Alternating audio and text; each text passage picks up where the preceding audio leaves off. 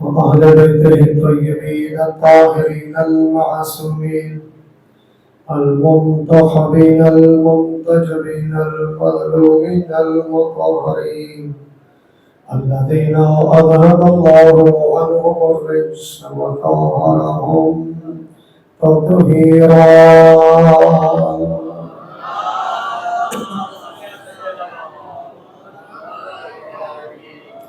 واللعنة الدائمة على أعداء الدين أجمعين من يومنا هذا إلى قيام يوم الدين. أما بعد فقد قال الحكيم بسم الله الرحمن الرحيم إنا لله وإنا إليه راجعون. صلوات پڑھیے بہت تواضع.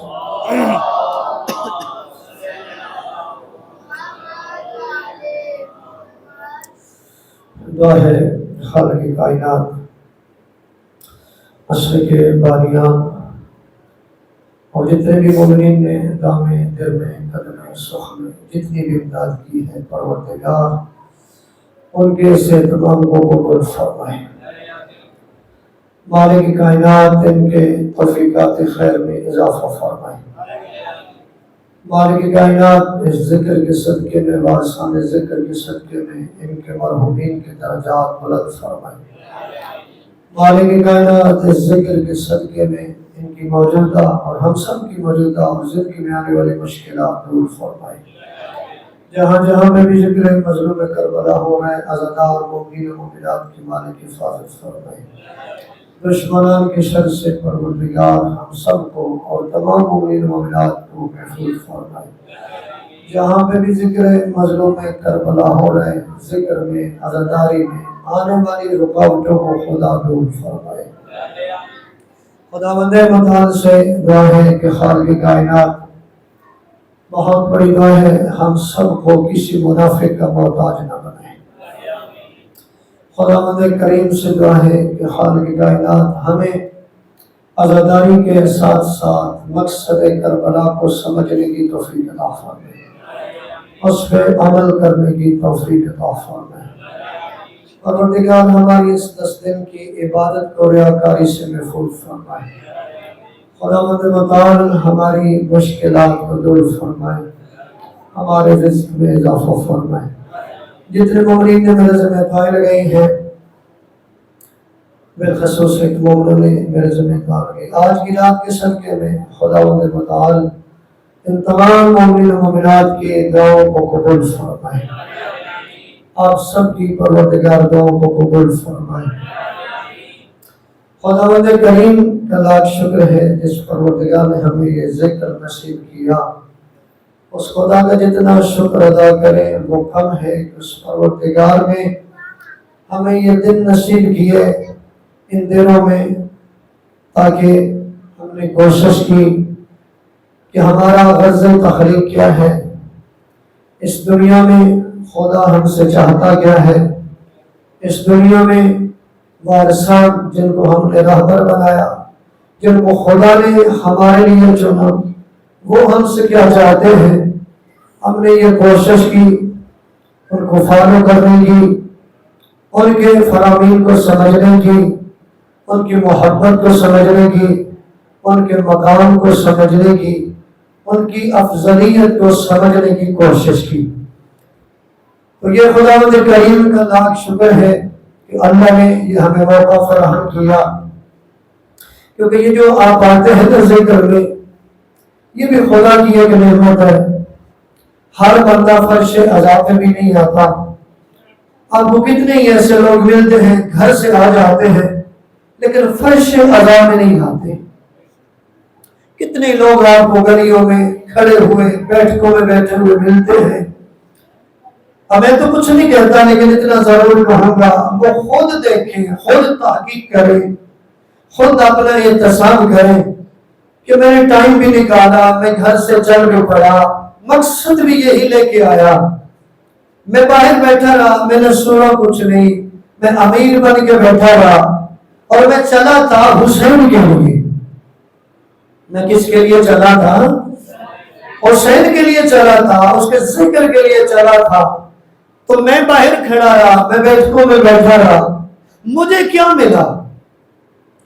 جو اندر آئے انہیں تو ہو سکتا ہے کہ دو چار باتیں اس کے پلے پڑ گئی، ہو سکتا ہے وہ عمل بھی کرے گا، اس کا فائدہ بھی ہو جائے گا۔ اس بندے کا کیا فائدہ ہوا جو چلا بھی گھر سے ہے، ٹائم بھی نکالا ہے، لیکن گلیوں میں کھڑا رہا، کبھی کسی دوست کے ساتھ باتیں کر رہے، کبھی کچھ کر رہے، کبھی کچھ فضول بات نہیں کر رہا۔ میں بتا رہا ہوں کہ یہ فرش عزا ایک نعمت ہے آپ کے لیے، یہ فرش عزا ہمارے لیے ایک نعمت ہے، ہمارے بچوں کے لیے، بڑوں کے لیے، عزیزوں کے لیے یہ تربیت گاہ ہے۔ یہ کیا ہے؟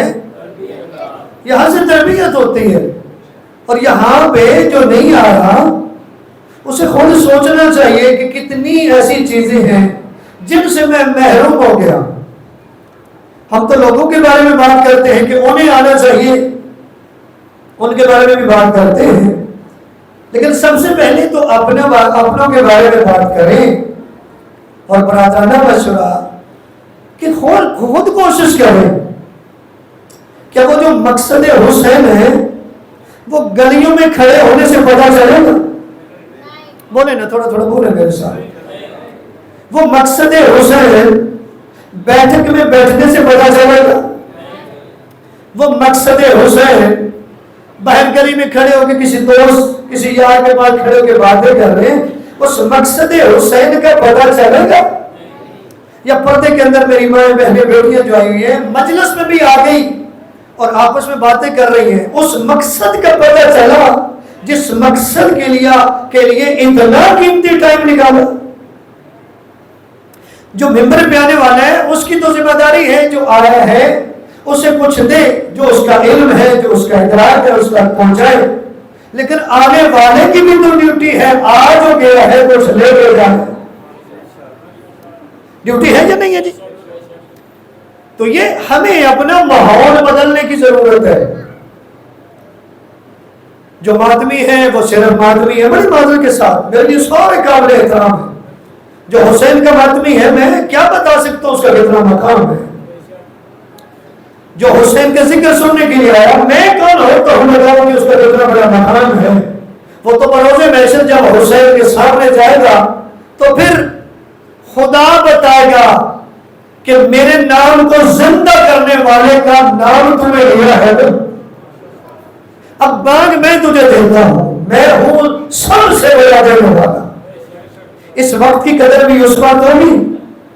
یہ جو آپ نے ٹائم نکالا ہے، اس ٹائم کا پتہ بھی، فضائل مجھے پتہ ہے آپ نے بڑا سنا، آج فضائل کا نہیں، آج چند ضروری باتیں آپ سے کرنی، وہ باتیں جو اگر آپ دیکھیں نا تو ہماری کمزوری ہے، اور یہی وجہ ہے کہ شیعہ، میں نے ایک دن بتایا تھا نا بھی آپ گھر سے چلتے ہیں، نبی اعظم کی حدیث سنائی تھی، آپ گھر سے چلتے ہیں مجلس کے لیے تو آپ کی ایک نیت ہے جو نبی اعظم نے حدیث بیان کی۔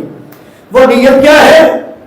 وہ نیت یہ ہے کہ آپ نے جب چلنا ہے گھر سے تمہارے یہ ارادہ ہونا چاہیے کہ میں جا رہا ہوں ایسی محفل میں جہاں علماء آ رہے ہیں، مجھے علم کا ایک باب سیکھنے کو ملے گا، تو اس کا فائدہ کیا ہے؟ نبی فرما رہے کہ یہ جو تم چلتے آئے ہو نا، یہ زمین پہ پاؤں نہیں آ رہے، یہ جنت کے راستے پہ جا رہے ہو۔ جب نبی چاہتے ہیں کہ تجھے علم ملے، تیری نیت میں ہو کہ تجھے اس محفل میں جا رہے وہاں سے تجھے علم ملے، تو آج ہم کہاں کھڑے ہیں؟ کیا وہ علم لینے کے لیے ہم آتے ہیں؟ آپ یقین کریں اگر اکثر لوگ آتے بھی ہیں تو کثرت کے ساتھ لوگ ان سے ہوں گے جو عالم کو، ذاکر کو چیک کر رہے ہوں گے کیسا پڑھے۔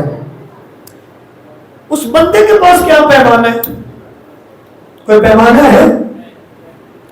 یعنی کوئی عام بندہ کیا بتائے کہ ایک پڑھنے والے نے حدیث پڑھی ہے تو اس کا کیا معیار ہے؟ کسی بندے کے پاس پتہ ہے کیا معیار ہے اس کا؟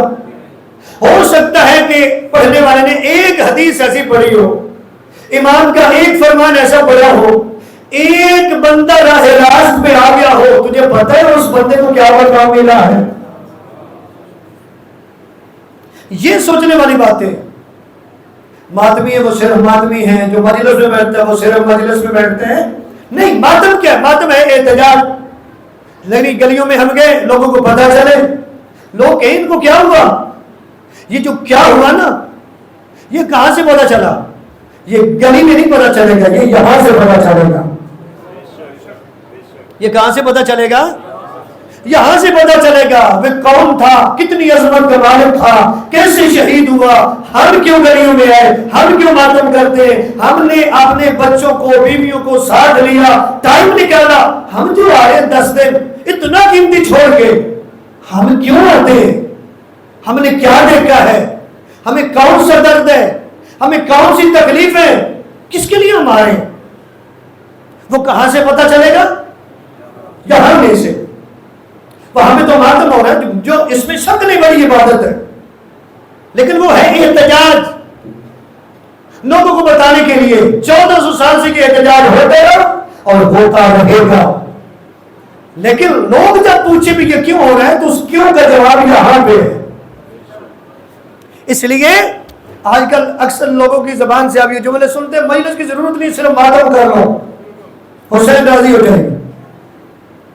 حسین راضی تب ہوں گے جب ان کا مقصد بتایا. تو کیا بتایا؟ مقصد کے پتہ ہی نہیں ہے. مثلا ایک یہاں پہ مجلس ہو رہی ہے، مصائب ہو رہے ہیں، ایک بندہ ہنس رہا ہے، آیا تو وہ بھی مسجد مجلس میں فائدہ ہوا؟ بولے نا میرے ساتھ. ایک بندہ باہر کھڑے، ماتم ہو رہے ہیں، وہ ماتم بھی کر رہے ہیں، تھوڑی دیر کے بعد اسی حلقے میں کھڑا ہو کے ہنس رہے ہیں، اسے کیا بولو گے؟ حسین کا بڑا عزادار ہے. بولے نا. یہ باتیں کڑوی ضرور ہیں، لیکن یہی وہ باتیں ہیں کہ جو ہمیں درست کرنی ہے. ان 10 دن کا مقصد یہ نہیں ہے. امام حسین علیہ السلام اس لیے نہیں شہید ہوئے کہ ہم صرف ماتم کریں اور روئیں. یہ ہماری ایک عقیدت ہے، ہمارا ایک احتجاج ہے جو ہم کرتے رہیں گے، ہماری نسلیں کرتی رہیں گی. لیکن امام کا مقصد کوئی اور ہے. اس مقصد کو سمجھو اور یقین کریں. اس مقصد کو اگر ہم بتائیں اور سمجھنے کی کوشش کریں، یہ جو آپ پہ آج کل سوالات ہوتے ہیں نا، سوالات کی بچھاڑ ہے. ہو سکتا ہے ممبر سے آپ کو سمجھنے کی ضرورت ہی نہ پڑے. آپ کو ممبر سے یہ سمجھنے کی ہو سکتا ہے ضرورت ہی نہ پڑے. یعنی آپ ممبر سے سن کے اتنا یاد کر لیں کہ آپ کو کسی کی ضرورت ہی نہ پڑے. لیکن کیوں نہیں ایسا ہو رہا؟ اس لیے نہیں ہو رہا کہ گروپنگ ہوگی. یا پھر گزارش کرو، ماتمی ہے تو وہ ماتم کرے گا، مجلسی ہے وہ مجلس سنے گا. ایسا ہی ہے جی. جو بانی ہے وہ صرف بانی ہے، اسے بھی کوئی ضرورت نہیں ہے. بندہ بلا لیے، عوام بلا لیے، ختم، اس کی بھی کوئی ڈیوٹی نہیں. یعنی ہم نے مقصد حسین کو سمجھا گیا ہے. یعنی ہر بندہ اپنی لائن میں، یہ میری نہیں بس ختم، میری ڈیوٹی ختم ہو گئی. ایسا نہیں ہے. یہ جس مقصد کے لیے آپ آئے ہیں نا، اس مقصد پہ حسین کا علی اکبر لگا ہے. جس مقصد کے لیے آپ آئے ہیں، اس مقصد کے لیے عباس کے بازو قلم ہوئے ہیں. نبی مصاحب نہیں کر رہا پڑھ رہا، میں آپ کو تھوڑا سا تیار کر رہا ہوں کہ ہم کیا کر رہے ہیں. اس مقصد کے لیے علی اصغر کو تیر لگے. اس مقصد کے لیے حسین 13 ضربے کھا کے دنیا سے چلے گئے. ہم اس میں پڑے ہیں کیونکہ میں نے صرف یہ کرنا ہے. اب کتنے ہمارے برادران میرے لیے بڑے ہی محترم ہیں، مجلس ہوتی ہے وہ نہیں آتے. کیوں نہیں آتے؟ بھی ہم صرف ماتم کریں گے. مجلس کس کی ہو رہی ہے؟ بولے. ماتم کس کا ہے؟ تو یہ علیحدہ کس نے کر دیا؟ ہمارے ذہن نے، ہماری سوچ نے، ہمارے ضمیر نے، جس نے سوچا ہی نہیں ہے بھی یہاں پہ بھی حسین ہے، یہاں پہ بھی ایسا ہی ہے. جیسے کہ اکثر آپ نے ممبر سے سنا ہوگا، اب یہ امام حسین کی فضیلت سنتے ہوں گے. بھئی امام جو تھے نبی سجدے میں تھے، حسین آگے پشت پہ، نماز جو ہے اس کی تسبیح بڑھ گئی. اب ہمارے کچھ برادران ناسمجھ اب نماز کا اور حسین کا مقابلہ شروع کر دیتے. سنا کبھی؟ نماز نے کہا میری یہ فضیلت ہے، حسین نے کہا میری یہ فضیلت ہے، پھر نماز نے اپنی فضیلت بتائی، حسین نے اور اپنی فضیلت بتائی. یہ کیا ہے؟ میرا آپ سے سادہ سا سوال ہے، مجھے یہ بتائیں بھی جب حسین پشت پہ آئے تھے نماز بڑھی تھی یا چھوٹی ہوئی تھی؟ نہیں آپ صحیح بولے نہیں. پھر حسین کی وجہ سے نماز کم ہوئی کہ بڑھی؟ تو حسین کیا چاہتے ہیں؟ نماز ختم ہو. اس لیے ایک بڑا پیارا سا جملہ علماء بیان کرتے ہیں کہ ماتمی کو عزادار کو سوچنا چاہیے کہ جو مجلس میں 1 گھنٹہ بیٹھ لیتے ہیں، جو ماتم میں 1 گھنٹہ بیٹھ لیتا ہے، کھڑا ہو لیتا ہے، ماتم کر لیتا ہے، 5 منٹ وہ نماز کے لیے نہیں نکال سکتا. وہ خود سوچے کیا یہ حسین کی کردار ہے؟ مشن حسین، مقصد حسین یہ ہے. ادھر آج شب عاشور ہے نا، صبح اذان اکبر ہوگی، ہم سارے روئیں گے. رونا چاہیے، عزاداری کرنی چاہیے، ہماری زندگی ہے عزاداری. لیکن کبھی ہم نے سوچا وہ جو اذان علی اکبر میں دی کیا صرف اذان تھی یا اس کے بعد نماز بھی پڑھی گئی؟ بولے نا. جب نماز پڑھی گئی تو نماز کے بعد کربلا 10 محرم کا دن شروع ہوا. پریشانی کہ ہم یہ چیزیں بھول جاتے. میں نے پچھلے سال بھی یہ چیز بتائی تھی بھی اکثر لوگوں کو بتایا جائے نا کہ یہ شب عاشور کو اعمال کیے جائیں. لوگ کہتے ہیں یہ رات جو ہے یہ تو بس صرف ماتم کی عزاداری کی رات ہے. لیکن 2 روایتیں علماء بیان کرتے ہیں. علماء کہتے ہیں کہ آج کی رات امام حسین علیہ السلام نے مانگی ہے. کس کے لیے مانگی ہے؟ آج کی رات امام حسین علیہ السلام نے مانگی ہے. کیوں مانگی ہے؟ امام 2 مقصد تھے. ایک مقصد یہ تھا کہ یہ بھی میری نانا کی امت ہے، اسے حسین کہتے ہیں، یہ امام ہے، یہ میرے نانا کی امت ہے، ان کو وقت دیا. یہ بھی سوچ لیں پنجتن پاک میں سے آخری یاد میں حسین ہوں. یہ سوچ لیں کل مجھے شہید کر دیا، کتنا بڑا جرم کرنے والے. 1 رات کی مہلت دی اور امام جانتے تھے انہیں سمجھ نہیں آنی. ایک مقصد یہ تھا کہ میں جی بھر کے خدا کی عبادت کرنا چاہتا ہوں. میں نے کل بتایا نا کہ حسین جوانان جنت کا سردار ہے. تو وہ جو جوانان جنت کا سردار تھا اس نے آج کی رات سبھی کو، اپنے صحابہ کو آزما کے جنت کے گھر دکھائے ہیں. مالک جو تھا فلاں یہ تیرا گھر ہے، یہ تیرا گھر ہے، یہ تیرا گھر ہے. ہم تو صرف ماتم کر کے جنتی ہو گئے، صرف رو کے جنتی ہو گئے. میں جن کی بات کر رہا ہوں 10 محرم کی رات امام نے انہیں جنت میں گھر دکھائے. جب گھر دکھائے وہ سو گئے. ان کو جب گھر دکھائے تو وہ سو گئے. ایزی ہو گیا. جنت تو وہ تھی جو امام نے بتا دی، مل گئی. منبر کے تقدس کی قسم ہے. اور علماء فرماتے ہیں کہ انہیں جنت کے گھر دکھائے گئے. جنت کے گھر دکھانے کے بعد صحابہ کی، امام کے صحابہ کی حالت کیا تھی؟ عبادت ایسے کر رہے تھے. روایات میں ہے کہ جب ان کے خیموں کے پاس سے لوگ اگر تو گزرتے نا تو جیسے مکھیوں کی بھناہٹ کی آواز ہوتی ہے ایسے ان کی عبادت کی آواز آ رہی تھی. کس کی آواز آ رہی تھی؟ عبادت کی آواز آ رہی تھی. کیوں؟ یہ خدا کا شکر ادا کر رہے تھے. خدا تیرا کتنا شکر ادا کریں، یہ ہماری جان یہ حسین میں قربان ہونے جا رہی ہے. یہ بدن یہ زہرا کے بیٹے پہ قربان ہونے جا رہے ہیں. یہ شہید ہوگا تو زہرا راضی ہو جائیں گی.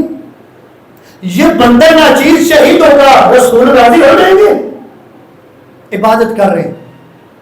اور یقین کریں یہ جو عزاداری ہے نا، یہ عزاداری جو کر رہے ہیں اسی سے راستہ مسجد کی طرف آتا ہے.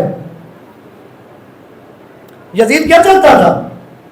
یہی تو چاہتا تھا، نہ نماز ہو، نہ روزہ ہو، نہ حج ہو، نہ زکات ہو. وہ برائی کو اسلام میں شامل کرنا چاہتا ہے. کیا امام یزید کے مقابلے میں اس لیے گیا کہ وہ شرابی تھا؟ وہ زانی تھا، وہ برا تھا، بدکار تھا، صرف اس لیے کہ اس کے مقابلے میں. تو میرا سوال ہے کہ جس دور میں یزید شرابی تھا، برا تھا، جوا کھیلتا تھا، اس دور میں کوئی اور شرابی نہیں تھا؟ بولو نا، کوئی نہیں تھا. کیا امام نے بنو ہاشم کو لیا تو ان کے دروازے میں چلے گئے؟ شریعت یہ نہیں کہتی. شریعت کہتی ہے اگر کوئی شرابی ہے، کوئی برا ہے تو نہیں عن المنکر کا حکم ہے، اسے منع کریں. اگر نہیں رہتا تو جائے جہنم، تیرا فریضہ پورا. پھر امام اس کے مقابلے میں کیوں ہے؟ کیوں قیام کیا امام نے؟ امام نے اس لیے قیام کیا کہ وہ اپنے آپ کو خلیفۃ الرسول کہلوا ہے، اپنے آپ کو منبر رسول کا وارث کہلوا ہے. اور لوگوں کو تو نہیں پتا، لوگ تو بیعت کر چکے کثرت کے ساتھ. اب بات صرف شراب کی نہیں ہے، شراب اور اسلام کی ہے. ایک عام بندہ شراب پیے، ایک مسجد کا مولانا بھی شراب پی لے، برابر ہے؟ بولو بولو بولو میرے ساتھ، برابر ہے؟ نہیں. کیوں؟ اس لیے نہیں برابر. دنیا کیا کہے گی کہ یہ کون سا اسلام ہے کہ جس میں پیش نماز بھی شراب پی سکتا ہے؟ اسلام کی بدنامی. یہ شراب اور اسلام، جوا اور اسلام کی بات ہو رہی تھی، بدکاری اور اسلام کی بات. یعنی یزید اسلام کو اتنی وسعت دینا چاہتا تھا کہ اس میں شراب بھی آ جائے، اس میں جوا بھی آ جائے، اس میں زنا بھی آ جائے، اس میں بے پردگی بھی آ جائے، ہر برا کام آ جائے. امام نے کہا نہیں، میری زندگی میں یہ نہیں ہو سکتا. امام آگے بڑھے. امام نے شراب کا اور اسلام کا رشتہ توڑ دیا. شراب کو الگ کر دیا، اسلام کو، جوئے کو الگ کر دیا، اسلام کو الگ کر دیا، زنا کو الگ کر دیا. وہ جتنا بتائے کلمہ پڑھنے والے بھی گناہ کرتے ہیں، بدکار ہیں، شراب پی لیتے ہیں، زنا جو نہیں ہونا چاہیے. لیکن مجھے یہ بتائیں کیا وہ کہتا ہے کہ یہ اسلام میں ہے؟ بولے. کوئی دوسرا بندہ کہے کہ کوئی بات نہیں اسلام میں یہ چلتا ہے. یہ محنت ہے حسین کی. یہ کس کی محنت ہے؟ یہ حسین کی محنت ہے. تو حسین میں جو پہلا جملہ کہا، اب آپ کو سمجھ آئی کہ حسین شہید ہوئے، یہ گھرانہ، یہ قوم شہید ہوا صرف اس لیے نہیں یہ قوم پیدا ہو جائے، وہ روتی رہے، وہ ماتم کرتی رہے. نہیں، امام کا مقصد ہے کہ میری قربانی سے، میرے سے لے کے قیامت تک لوگ دیندار ہو جائیں. قیامت تک لوگ انہیں پتہ چل جائے حقیقی دین کیا ہے. جس دین کے لیے میرے نانا نے قربانیاں دی، جس دین کے لیے میرے بابا نے قربانیاں دی، جس دین کے لیے میری ماں زہرا نے قربانیاں دی، جس دین کے لیے میرے باپ بھائی حسن نے قربانیاں دی، اس دین کا پتہ چلے. یہ تھی محنت حسین کی. لیکن یہ ہم نے اپنے کردار سے بتانی ہے. کس سے بتانی ہے؟ اپنے کردار سے بتانی ہے. اور دکھاؤ لوگوں کو کردار، یہ دکھاوے کے طور پہ نہیں، عملی طور پہ دکھاؤ کہ ہم ہیں حسینی.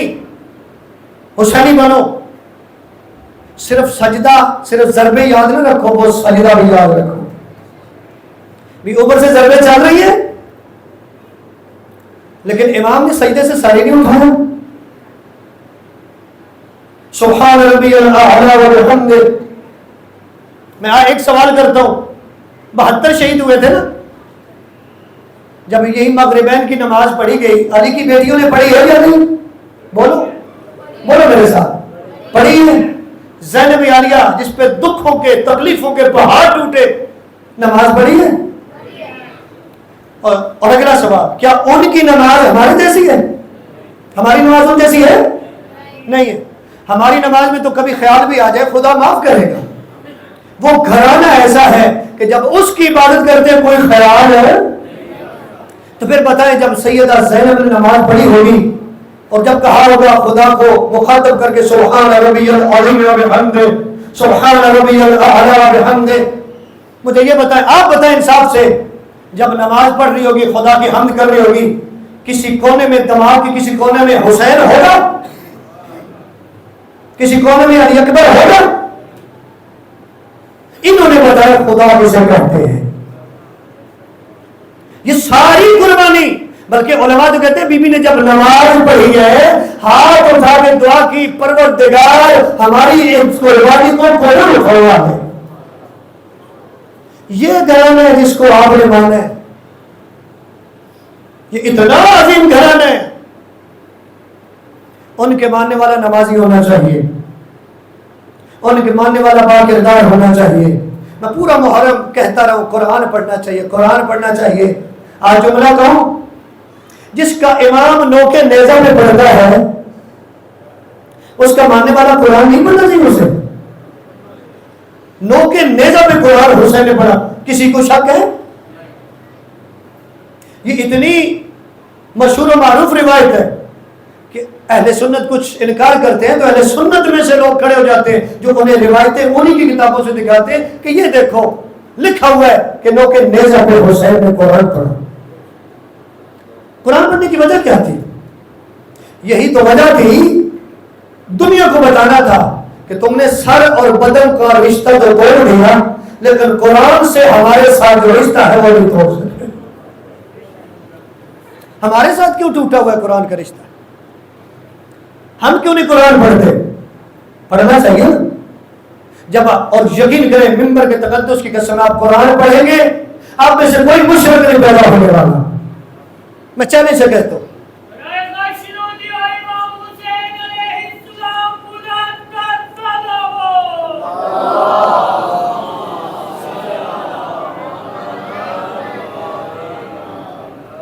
آج یہ جو علی رب کے نعرے یہ لگ رہے ہیں نا، ممبر کے تقدس کی قسم آپ قرآن پڑھو، اب کبھی بھی اللہ کے علاوہ کسی کو رب نہیں کہو گے، اب معبود کسی اور کو نہیں مانو گے۔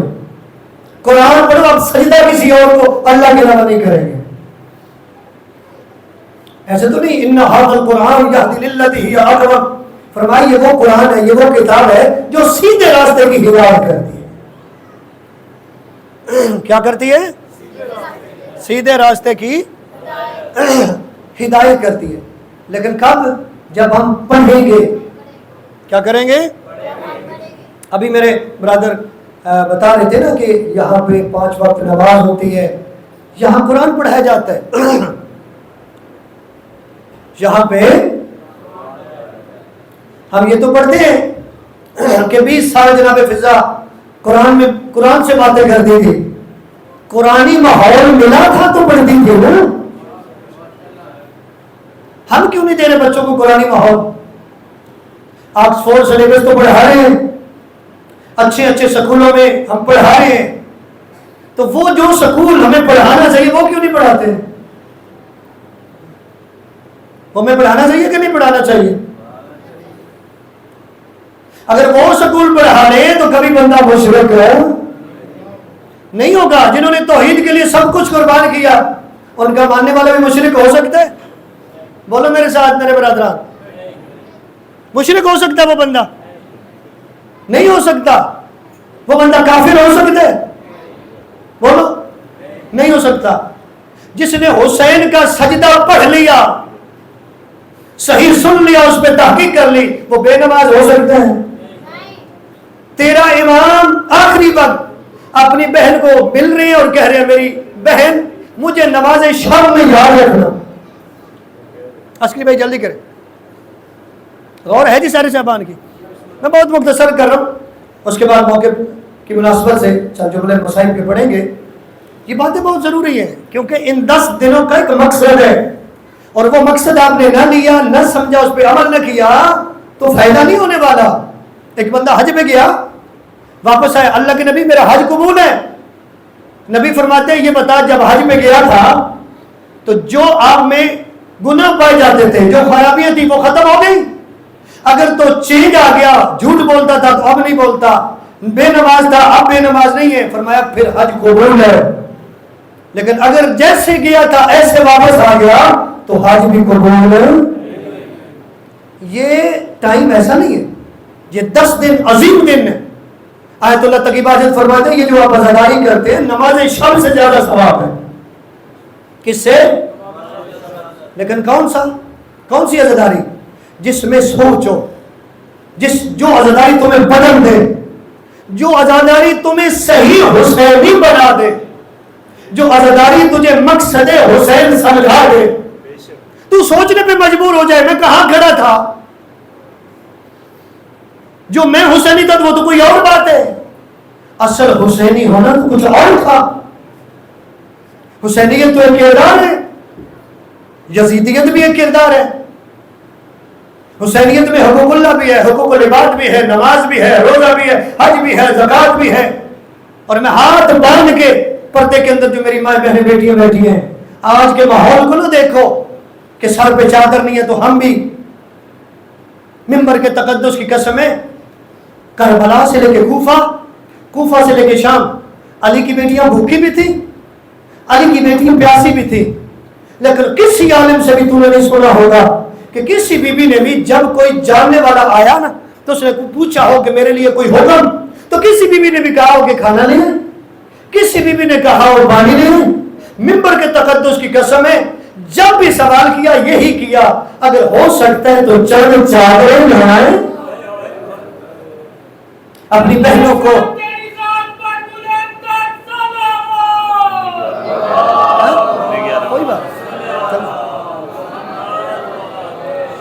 ایک اور درود پڑھ لے بلند آواز سے، اللہم صلی اللہ علیہ وسلم۔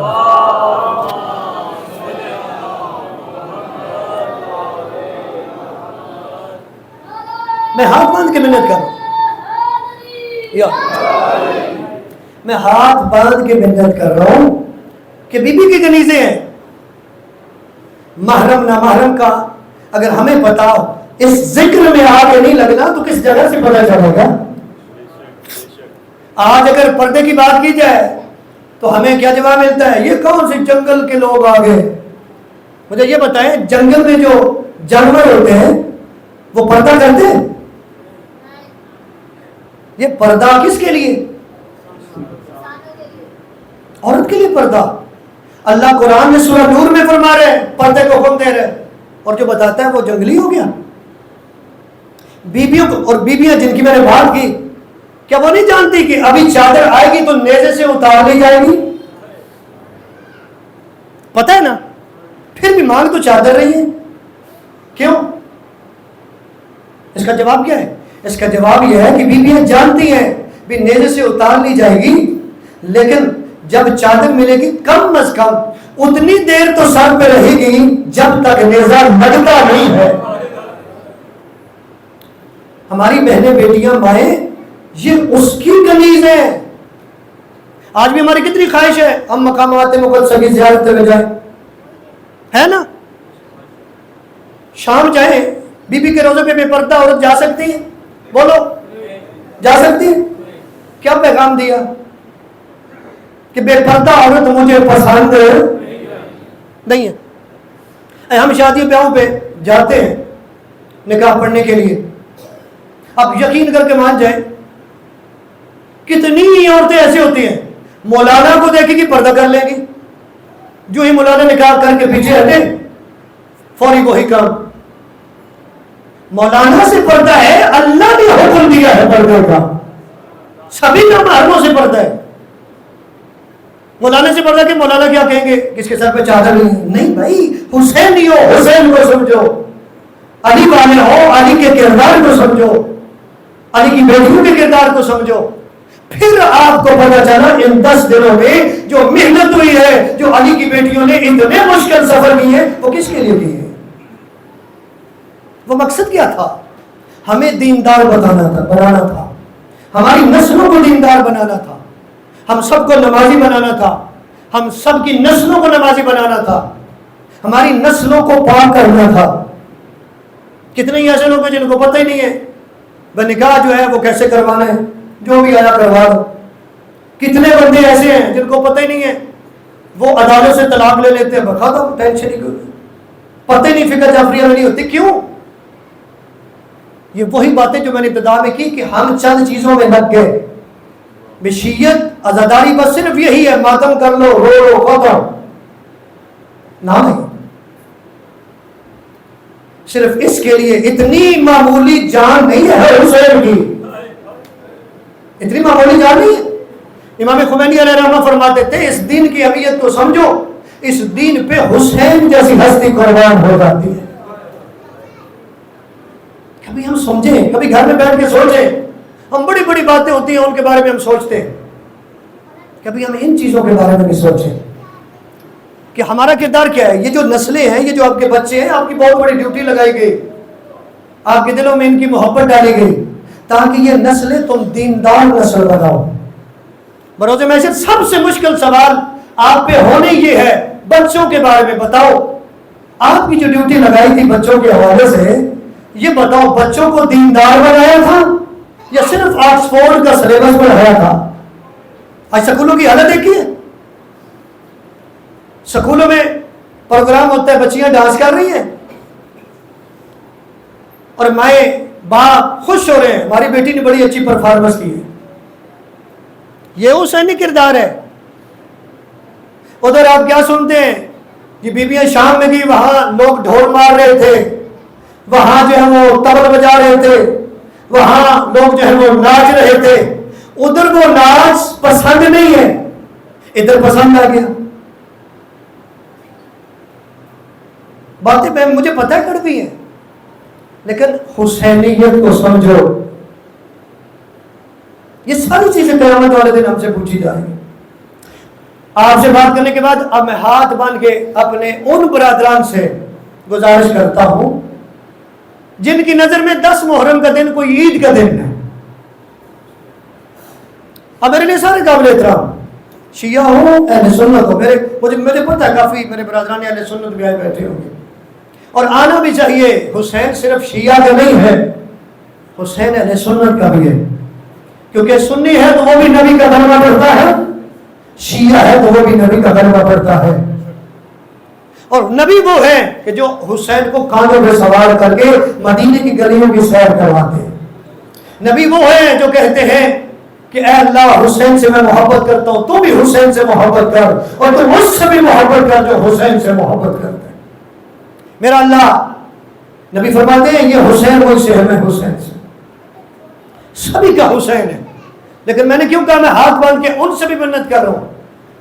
ان کے ہاں یہ ایک بات مشہور ہے بھی 10 محرم کوئی عید کا دن ہے, خوشی کا دن ہے, ہمیں خوشی منانی چاہیے. لیکن کچھ شک و شبہات ہے. پہلا, ہمارے اوپر بھی سوال ہوتے ہیں جو ہی یہ دن آنا شروع ہوتے ہیں, کوئی ٹیلی فون پہ بات کر رہا ہے, کوئی ویسے گلی میں ملا تو پوچھ رہا ہے. سوال کیا ہوتا ہے کہ جی ہم نے تو سنے کہ جناب آدم کی توبہ قبول ہوئی 10 محرم کو. آپ نے بھی سنا نوح علیہ السلام کی کشتی جو ہے جب بھمر میں آئی تو 10 محرم تھا جب کوہ جودی سے ٹکرائی. حضرت ابراہیم علیہ السلام کے لیے آگ گلزار ہوئی ہے تو وہ بھی 10 محرم کو. یہ بات آپ سنتے ہیں. موسیٰ علیہ السلام دریا نیل سے پار ہوئے تو بھی آج کا دن تھا. عیسیٰ علیہ السلام سولی سے بچ گئے, وہ بھی 10 محرم کے دن. یہ روایت آپ سنتے ہیں. میں حیران ہوں, یہ سارے جتنے تاریخی واقعے ایک دفعہ جوڑ کے جمع کر کے اسی دن رکھ دیے. سوچنے والی بات ہے. کاش کوئی تاریخ کے جاننے والا, جغرافیہ کے سمجھنے والا وہ بندہ ہوتا, وہ بتاتا کیا ایسا ہو بھی سکتا ہے. کوئی کیلنڈر پرانا ہوتا جو لوگ کہتے کیا ایسا ہو بھی سکتا ہے. چلو 1 منٹ کے لیے مان جاؤ بھی آدم کی توبہ بھی قبول ہوئی اسی دن 10 محرم کو, نوح کی کشتی بھی کوہ جودی سے ٹکرائی 10 محرم کو, ابراہیم کے لیے آگ گلزار ہوئی 10 محرم کو. 1 منٹ کے لیے مان لو موسیٰ کو نجات مل گئی اسی 10 محرم کو, عیسیٰ سولی سے بچ گئے اسی 10 محرم کو. 1 منٹ کے لیے مان لو. لیکن میں ہاتھ باندھ کے منت کرتا ہوں, مجھے یہ بتاؤ آپ جتنے بیٹھے ہو, یہ جتنے سننے والے ہیں, یا جہاں تک یہ ویڈیو کے ذریعے پیغام جائے گا, مجھے صرف اتنا بتا دیں, یہ جو باتیں کر رہے ہو تم امت کس کی ہو؟ آدم کی امت ہو؟ بولو میرے ساتھ. آدم کی امت میں ہم امت حضرت نوح نبی کی ہیں, ہم امت حضرت ابراہیم کی ہیں, ہم امت حضرت موسیٰ کی ہیں, ہم امت حضرت عیسیٰ کی ہیں. امت سے مراد یہ ہے, مانتے ہم 1.25 لاکھ نبیوں کو ہیں, 1.25 لاکھ نبیوں پہ ایمان رکھنا واجب ہے، ایمان ہے، لیکن امت ہم آخری نبی کی ہے. ہم آدم کی امت میں نہیں ہیں، ہم نوح نبی کی امت میں نہیں ہیں، ہم ابراہیم نبی کی امت میں نہیں ہیں، ہم عیسیٰ نبی کی امت میں نہیں ہیں، موسیٰ نبی کی امت میں نہیں ہے. ان پہ ایمان ہے، وہ برحق نبی ہے. امت میں ہے نبی اعظم کی. اور امت میں ہونے کا مطلب یہ ہے کہ ایمان سبھی نبیوں پہ ہے، حکم نبی کا مانیں گے. احکام کس کے ہم پہ لاگو ہوں گے؟ بولو نا. آخری نبی کی جس کا ہم کرنا پڑتا ہے، جس کی شریعت میں، ان کے احکام مانیں گے. تو جب ہم نے آخری نبی کے احکام ماننے ہیں تو یہ جو آج 1400 سال بعد آپ کے پاس یہ روایتیں پہنچ گئی ہیں، جو سب سے پہلے تو نبی کے پاس پہنچنی چاہیے تھی نا. ہاں جی، یہ خوشی منانا، یہ ہنسنا، یہ تو پہلے نبی نے کر کے دکھانا تھا نا. کیونکہ نبی کی جو بھی کرتے ہمارے لیے سنت ہو جاتا، کیونکہ ہم تو نبی کی امت میں ہیں. وہ جو کریں گے وہ کریں گے ہم. تو نبی بھی تو بتاتے نا کہ 10 محرم بڑا عظیم دن ہے. وہ نہیں جانتے تھے؟ سب کا نبیوں کی انہوں نے باتیں نہیں کی. قرآن بھرا ہوا نہیں ہے کوئی انہوں نے بتایا بھی یہ دن تھا، یہ دن تھا، یہ دن تھا، اس دن خوشی مناؤ. میرے بدران آپ پریشان تو نہیں ہوگے؟ میں غلط بات کر رہا ہوں؟ نبی کو بتانا چاہیے نا. کیا کوئی ایسی بات ہے بھی نبی نے کہا ہو کہ یہ دن جو ہے یہ بڑا خوشی کا دن ہے، بڑا عید کا دن ہے، آدم کی بھی توبہ قبول ہوئی، نوح کی کشتی بھی جو ہے وہ کوہ سے ٹکرائی، جناب ابراہیم کو بھی نار نمرود سے نجات ملی، موسیٰ کو بھی دریا سے نجات ملی، عیسیٰ کو سولی سے نجات ملی. نبی بھی تو کہتے ہیں، بتاتے نا خوشی مناؤ. لیکن برادران اہل سنت کی کتابوں میں یہ موجود ہے. امام ترمذی نے اپنی صحیح میں لکھ دیا کہ ابن عباس اور ام سلمہ کو 10 محرم کو یہ خواب آیا، اور خواب میں خود نبی ملے. کیا ہوا؟ خود نبی ملے، اور وہ 10 محرم کو رو رہے ہیں. اور جناب ام سلمہ نے تو پوچھا بھی کہ اللہ کے نبی آپ رو کیوں رہے ہیں، آپ کا ہاتھ ہے؟ اس وقت نبی نے فرمایا، اے ام سلمہ تو سو رہی ہے، میرا حسین مارا گیا. کلمہ پڑھنے والے سوال تو کرتا ہے، نبی سے پوچھنا. میں کہتا ہوں کہ آج کے دور کا کوئی کاش اس وقت پیدا ہوا ہوتا، نبی کو کہتا اللہ کے نبی آپ رو کیوں؟ یہ تو بڑا خوشی کا دن ہے، ہمیں خوش ہونا چاہیے، ہمیں عید منانی چاہیے. کوئی نبی کو سمجھانے والا ہوتا. مانتا ہوں 61 ہجری میں خود نبی موجود نہیں تھے، لیکن جس عالم میں بھی تھے اس عالم ارواح میں آئے نا ابن عباس کے بھی خواب میں. اور نبی کا آنا خواب میں کوئی عام بات ہے؟ آئے نا جناب ام سلمہ کے خواب میں بھی، اور روتے ہوئے آئے. کیا تاثر دیا؟ بتانا چاہتے ہیں کہ 10 محرم کو میری یہ حالت ہے، اے میرے کلمہ پڑھنے والوں 10 محرم کو تیری بھی یہی حالت ہونی چاہیے. اب یہ فیصلہ ہم نے کرنا ہے کہ ہم کلمہ نبی کا پڑھتے ہیں یا راویوں کا پڑھتے ہیں جنہوں نے جعلی روایتیں گھڑ دی. کبھی کو کہتا ہے روزہ رکھنا ہے، کبھی کہتا ہے عید منانی ہے، کبھی کو کہتا ہے قبریں بناؤ. ادھر رسول رو رہے ہیں، ادھر ہمیں اپنے یاد ہے. بڑی معذرت کے ساتھ میں بات کر رہا ہوں. ایک اور جملہ بس ختم، اس کے بعد مسائل پڑھتے ہیں. دوسرا جملہ کہا جاتا ہے کہ امام تو شہید ہوئے ہیں، شہادت تو بڑا درجہ ہے، امام کو تو بڑا مقام ملا، اس لیے ہمیں خوش ہونا چاہیے. اچھا یہ بھی فلسفہ اس امت کو پتہ ہے، یہ فلسفہ بھی اس امت کو پتہ ہے بھی شہادت سے درجہ ملا ہے تو خوش ہونا چاہیے، عید منانی چاہیے. نبی کو نہیں پتا تھا.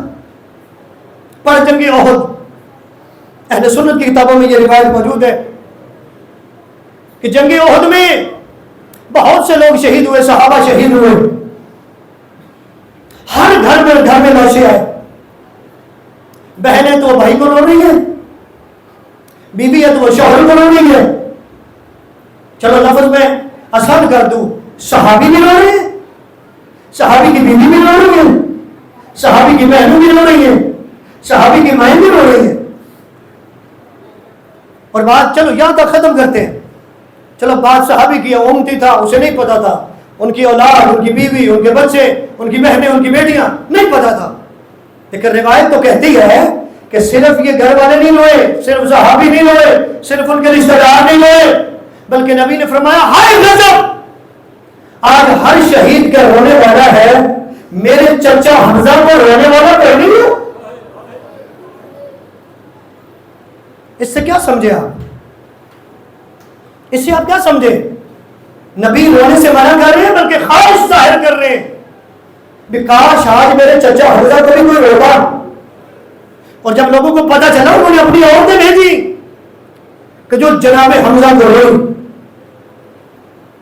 کاش کوئی آج کے دور کا ہوتا نبی کو سمجھاتا کہ اللہ کے رسول جناب حمزہ تو سید الشہداء ہے، آپ کتابوں میں پڑھے نا، سید الشہداء، ان کو تو بڑا مقام ملا، درجہ ملا، عزت ملی، اللہ کے رسول خوش ہو، عید منائیں۔ چلو یہاں پہ تو صرف رونے کا حکم دیا نا، آؤ تجھے روتا ہوا رسول دکھاؤں۔ جنگ موتا میں لوگ شہید ہو رہے، مسجد میں نبی ہے، تذکرہ ہوا فلاں علمدار شہید ہو گیا، فلاں علمدار شہید ہو گیا، فلاں علمدار شہید ہو گیا، جعفر طیار شہید ہو گئے۔ رسول خدا کے چچا کے بیٹے تھے جعفر طیار، جن کو جنت میں 2 پر ملے ہوئے، وہ شہید ہوئے۔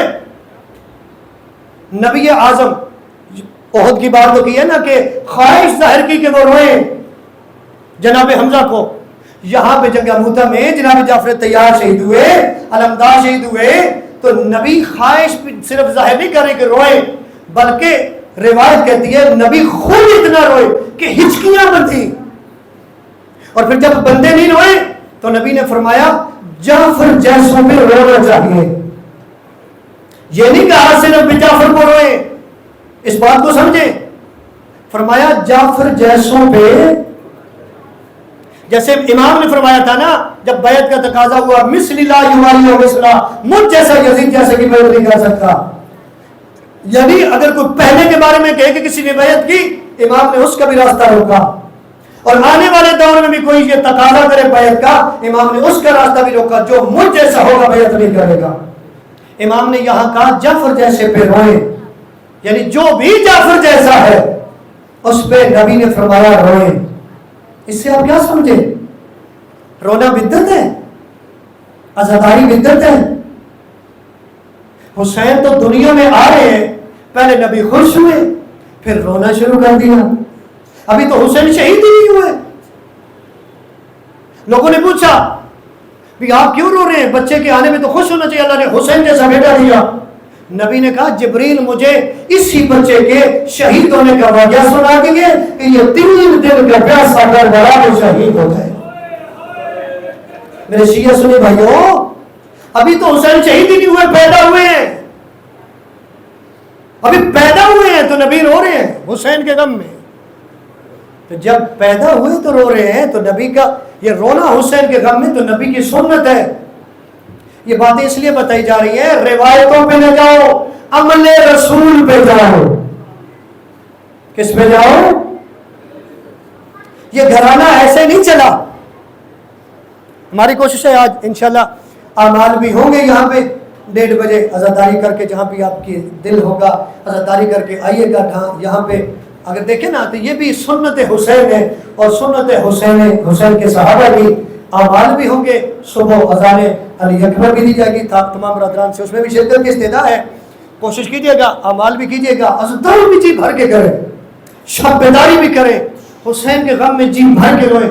لیکن میں نے جو باتیں کی ہیں ان کو بھی سمجھیے، حسین کی قیمت جان کی کوئی معمولی نہیں ہے۔ ایک اور جملہ کہوں، حسین کا علی اکبر اتنا معمولی نہیں ہے۔ ختم۔ ایک جگہ پہ قیام کیا امام نے، یا بیٹھے بیٹھے، اب روایت سنا رہا ہوں، بیٹھے بیٹھے امام کی آنکھ لگی۔ مقصد بھی واضح ہوگا، جو جا رہے ہیں ان کا مقصد بھی واضح ہوگا کہ کتنا عظیم مقصد ہے۔ بس آپ کا انتظار ختم ہے، جس مقصد کے لیے آپ آئے ہیں اپنی آنکھوں کو تیار کریں، اپنے آپ کو تیار کریں، کیونکہ آج کی رات کا مہمان ہے حسین کا علی اکبر۔ جی بھر کے پرسہ دیجیے گا۔ میں کہہ رہا ہوں امام جا رہے راستے میں قیام کیا ایک جگہ پہ، یا امام کی آنکھ لگ گئی، امام تڑپ کے اٹھے ہیں نا، امام نے پڑھا انا للہ و انا الیہ راجعون. اچھا سمجھے؟ اللہ کی دعاؤں کو قبول فرمائے. انا للہ و انا الیہ راجعون. جناب علی اکبر دوڑ کے آئے. بابا یہ انا للہ پڑھنے کی کیا ضرورت ہے؟ کیوں پڑھا ہے انا للہ و انا الیہ راجعون؟ امام فرماتے علی اکبر ابھی میری آنکھ لگ گئی تھی، خواب میں نے دیکھا ایک ہاتف غیبی کی آواز آئی ہے، یہ جو قافلہ جا رہا ہے نا یہ موت کی طرف جا رہا ہے، اس قافلے کو موت بلا رہی ہے. اب ہمارے جیسے کوئی جوان ہوتا اس کے کیا اثرات ہوتے؟ ہمارے جیسا کوئی جوان ہوتا وہ کہتا بابا اگر موت کی طرف ہمیں بلایا جا رہا ہے تو ہم کیوں چاہتے ہیں موت کے اندر میں؟ ہم راستہ بدلتے ہیں، واپس چلتے ہیں. لیکن علی اکبر کے ذہن میں وہ مقصد تھا جس مقصد کے لیے جا رہے تھے. علی اکبر کی آواز آتی ہے، سوال کیا. علی اکبر کہتے ہیں بابا مجھے یہ بتائیں، میرا سوال یہ ہے کیا ہم حق پہ ہیں؟ کیا ہم حق پہ ہیں؟ امام نے فرمایا ہم حق پہ نہیں ہوں گے تو کون ہوگا؟ جب کہا کہ ہم حق پہ نہیں ہوں گے تو پھر کون ہوگا؟ پھر علی اکبر کہتے ہیں بابا پھر موت کی پرواہ نہیں ہے، موت ہمارے اوپر آ جائے یا ہم موت کے اوپر چلے جائیں. اجرکم علی اللہ، اجرکم علی اللہ. کیونکہ امام جانتے ہیں، علی اکبر بھی جانتے ہیں یہ مقصد بڑا عظیم ہے. ہم نے قیامت تک آنے والی نسلوں کو زندہ کرنا ہے، ہم نے قیامت تک آنے والی نسلوں کو دیندار بنانا ہے، ہم نے قیامت تک آنے والی اپنی کنیزوں کو پردہ دار بنانا ہے. کہا اگر ہم حق پہ ہیں تو کوئی پرواہ نہیں ہے، ہم موت کی طرف چلے جائیں یا موت ہماری طرف آ جائے. یہ مقصد تھا اور یہی علی اکبر ہے. سامنے آئے بابا مجھے مرنے کی اجازت دیں گے. بس انتظار ختم ہو گیا، آپ بڑھن کیجیے گا. بابا مجھے مرنے کی اجازت، میں نے پڑھ لیا آپ نے سن لیا. عزادارو ہر باپ کو بیٹا پیارا ہوتا ہے، بڑی پیارا ہوتا ہے، لیکن جیسے حسین کو علی اکبر پیارا تھا ایسا کسی کو بیٹا پیارا نہیں ہوگا. رونے والوں علی اکبر نے جب اجازت مانگی تو امام نے سر سے لے کے پاؤں تک علی اکبر کو دیکھا. پتہ کیوں دیکھا؟ بیٹا سمجھ کے دیکھا. رونے والوں علی اکبر کو سر سے لے کے پاؤں تک امام نے دیکھا. یہ دیکھنا علی اکبر کو دیکھنا صرف نہیں تھا، یہ سر سے لے کے پاؤں تک دیکھا ہے. امام کو اپنا نانا نظر آ رہا ہے، کیونکہ علی اکبر کی شکل، سیرت، کردار، گفتار رسول اعظم جیسی تھی. جب دیکھا نا علی اکبر کو، علی اکبر تو ایک علی اکبر ہے، اللہ کے دین کے لیے تو کئی اکبر قربان کر دو. پڑھ لینا آسان ہے، سن لینا آسان ہے. یہ حسین کے جگر سے پوچھ کہ علی اکبر کو میدان میں بھیجا کیسے جاتا ہے. میں کہتا ہوں کہ میں لاکھ جان قربان کروں حسین کے حوصلے پہ. ہمارے بیٹے قربان ہو گئے جناب اللہ کے حوصلے پہ. پتہ نہیں کس جگر گردے کی مالک تھی ماما، کس جگر گردے کا مالک تھا وہ حسین، جس نے اسلام کے لیے اکبر قربان کر دیا.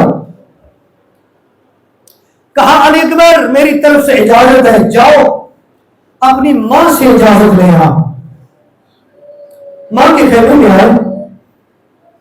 عزیزانو کروڑوں سلام ہے علی کی بہنوں پہ. میں کہتا ہوں کہ علی کی بیٹیوں نے بڑی قربانیاں دی ہیں، دین میں بڑا کردار ہے، اپنی اولاد قربان کی. لیکن عزیزانو علی کی بیٹیاں زہرا کی بیٹیاں ہیں، زہرا کا دودھ پیا ہے، معصوم گھر میں بنی ہے، معصومہ ماں کا دودھ پیا ہے. اگر اتنا کردار ہے، اتنی قربانی ہے تو سمجھ میں آتی ہے.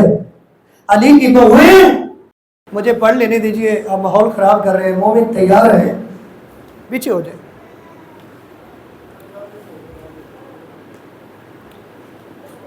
چونکہ جتنے مومنین ہیں نا ان کا مقصد یہ ہے کہ حسین کے علی اکبر کر رہے ہیں تاکہ بی بی راضی ہو جائے.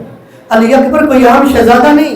آپ سنتے ہیں نا کہ امام دیکھتے تو نانا یاد آتا ہے, صرف امام کو یاد نہیں آتا, کیونکہ نبی کی شکل والے. مجھے یہ بتائیں کیا زینب کو اپنا نانا نہیں نظر آتا تھا علی اکبر میں؟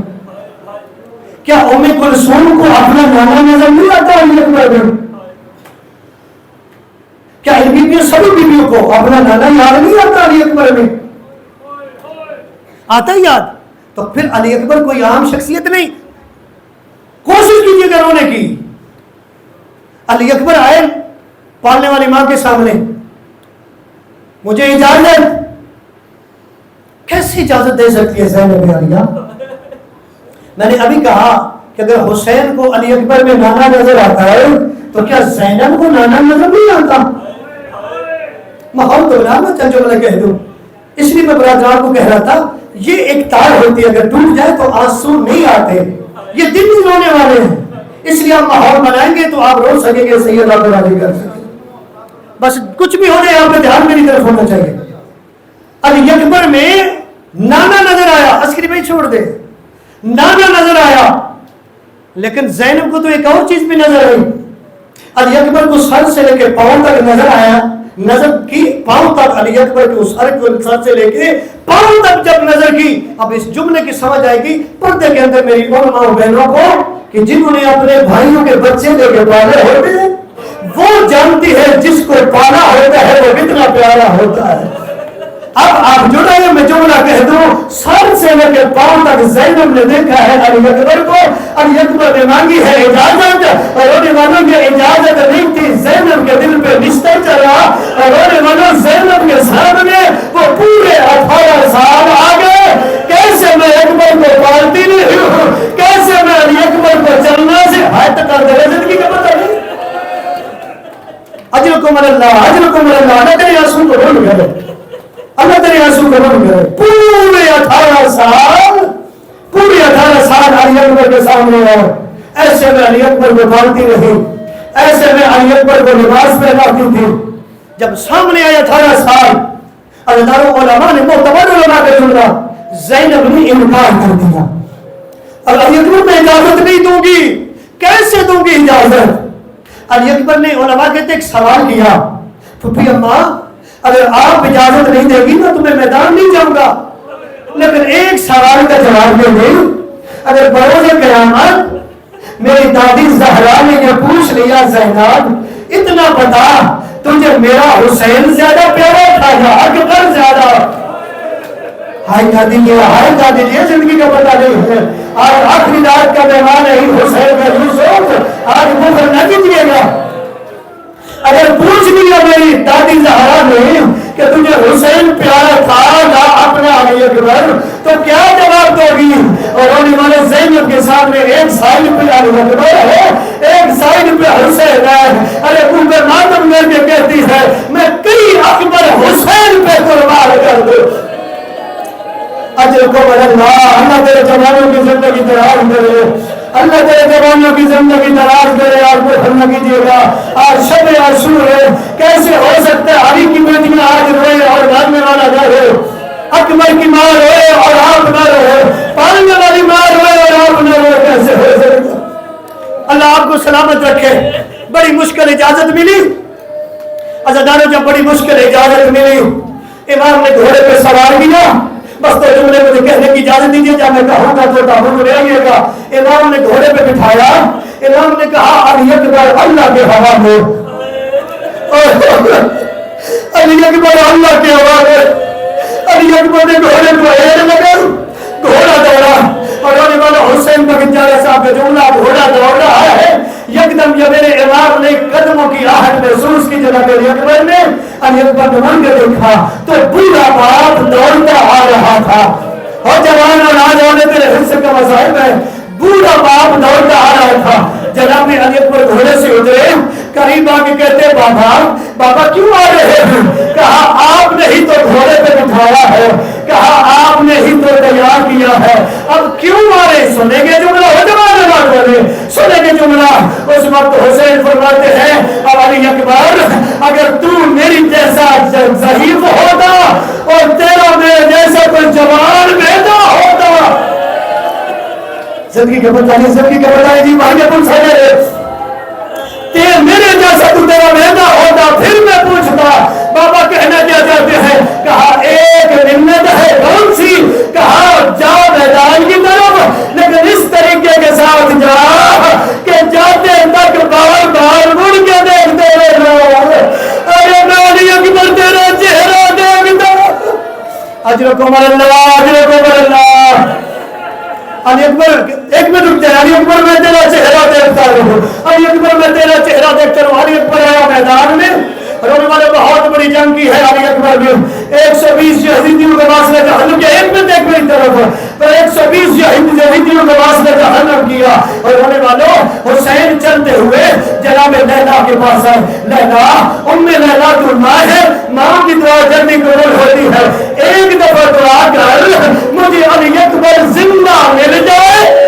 آئے تو کرتے زندگی پتہ نہیں ہے، ایک دفعہ دعا کر مجھے علی اکبر زندہ مل جائے۔ جناب لیلا نے دعا کی، علی اکبر واپس آیا، علی اکبر واپس آ کے کہتا ہے بابا مجھے پیاس کھا رہی ہے، بابا مجھے پیاس کھا گئی۔ اور آنے والا رو کے کہتے ہیں اکبر اور کہتے میں پانی نہیں ہے، آ گیا تابوت جناب علی اکبر کا، اور آنے والا یہ اس کا تابوت ہے، اور جس کو اتنے تیر لگے اور جس کو اتنی تلواریں لگی اور جس کو اتنے نیزے لگے، اور ماں کہتے ہیں لاش کے ٹکڑے ہو گئے، اتنے لاش کے ٹکڑے ہوئے تھے، امام لاشا اٹھانا چاہتے ہیں اور لاشا نہیں اٹھایا جا رہا۔ ارے خیموں کی طرف منہ کیا، ارے رو کے کہتے ہیں بنو ہاشم کے بچے، ارے جلدی آؤ مجھے اکبر اٹھا، اے علی